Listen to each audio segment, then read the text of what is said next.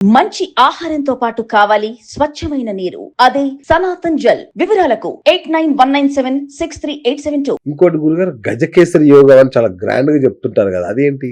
ఇప్పుడు జనరల్ గా అండి, అంటే కొన్ని మన వాళ్ళు ఏం చేశారంటే దానికి నానా రకాల అర్థాలు ఉంటాయి జ్యోతిష్యంలో, ఓకే, సంస్కృత అర్థాలు ఓకే, ఉంటాయి. ఓకే, కొన్ని సులభతరంగా కానీ కొన్ని మనకు అర్థమయ్యే భాషలకు తీసుకొచ్చే చేశారు. ఓకే. ఇప్పుడు అన్ని ఇట్లల్లో అత్యంత పవర్ఫుల్ బలమైనటువంటిది ఏంటిది జంతువు అంటే ఏం చెప్తారు? సింహం అలాగే ఏనుగు. ఈ రెండే మాట్లాడతారు. అవును, ఈ రెండిటి గురించి మీరు మాట్లాడతారు.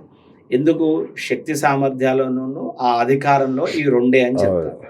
మీరు ఒకవేళ కనుక చూస్తే చక్రవర్తిని గజారోహణం ఎక్కిస్తారు, అవును, లేదా పెద్ద బాగా పండితులను గజారోహణం ఎక్కిస్తారు.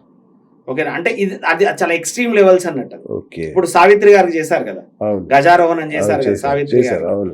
సో గజారోహణం అనేది హైయెస్ట్ అన్నట్టు. ఓకే. సో ఎందుకు ఎక్కిస్తారు గజారోహణం అంటే అక్కడికి వెళ్ళగలిగిన వాడు చక్రవర్తి అని అర్థం. సో చక్రవర్తి ఎందుకు ఆ పదవి ఎందుకు ఇచ్చారు, లేదా ఆ అవకాశాన్ని ఎందుకు ఇచ్చారంటే ఎలాంటి లోపం ఉన్నా కూడా అక్కడ దాకా తీసుకెళ్ళదు. సో అత్యున్నతమైనటువంటి ఆలోచన విధానాలు, అత్యుత్తమైనటువంటి స్థితి కలిగిన వల్ల ఆ స్థాయికి వెళ్ళగలుగుతారు. ఓకే. సో ఆ చివరికి వాళ్ళకి అవకాశం ఇస్తారు. చాలా మంది పండితులకు కూడా ఇస్తారు.